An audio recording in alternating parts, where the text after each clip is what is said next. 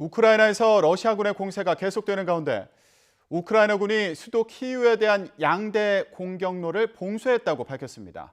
현재 진행 중인 4차 협상에 대해서는 양측의 평가가 엇갈리고 있습니다. 취재기자 연결합니다. 조수영 기자. 네, 국제부입니다. 네, 키이우 주변 상황이 계속 불안정한데요.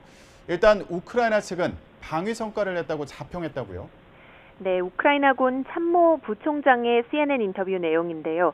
수도 키이우를 관통하는 드니프로강 좌우측 양쪽에서 러시아군의 공격로를 봉쇄했다고 밝혔습니다.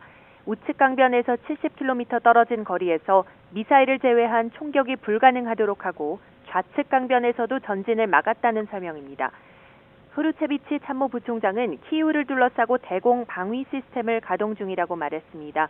다만 키이우 상공에서 탈취한 미사일도 위협이 되고 있다며 미사일이 떨어지면서 한 명이 숨지고 여러 명이 다쳤다고 전했습니다. 키이우시 당국은 개전 23일째인 현지 시간 18일까지 키이우에서 222명이 숨지고 889명이 다친 것으로 집계했습니다. 사망자 중 56명이 민간인이고 이 가운데 어린이가 4명 포함됐습니다.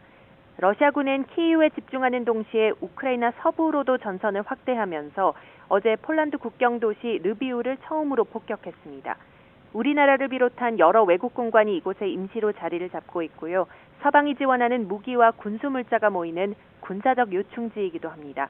르비우는 러시아 본토에서 가장 멀리 떨어져 있어서 비교적 안전지대로 평가돼 왔는데 이제는 안심할 수 없게 됐습니다.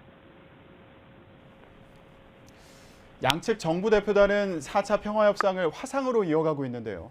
네. 진행 상황에 대한 입장차가 여전하다고요? 네, 그렇습니다. 러시아 측은 상당 부분 이견을 좁혔다며 진전이 있다는 입장이지만 우크라이나는 제자리 걸음을 하고 있다고 평가했습니다. 미하일로 포듈랴크 우크라이나 협상단 대표는 러시아가 종전 쪽으로 움직이지 않고 있다며 기존 요구 사항만 반복하고 있다고 지적했습니다. 그러면서 러시아가 입장 발표를 통해 긴장을 부추기고 있다면서 종전과 러시아 병력 철수, 우크라이나 안전 보장 등 핵심 요구 사항을 거듭 강조했습니다. 반면 블라디미르 메딘스키 러시아 협상단 대표는 우크라이나의 중립국화와 북대서양조약기구 나토 가입 포기 문제에서 양측이 상당 부분 입장차를 좁혔다고 밝혔습니다. 우크라이나의 나토 가입 포기 시 추가 안전 보장을 제공하는 방안이 논의되고 있음을 내비쳤습니다. 메딘스키 대표는 그러나 우크라이나의 탈군사화와 탈나치화 문제에서는 양측이 합의로 가는 중간 지점 정도에 머물고 있다고 설명했는데요. 탈군사화는 우크라이나 주요 군사 전력의 무력화, 그리고 탈나치화는 반러 친서방 노선을 추진해온 현 우크라 지도부 퇴출을 의미합니다. 현재로서는 양측이 빠른 시일 내에 타협할 가능성이 희박하다는 전망이 여전히 우세한데요.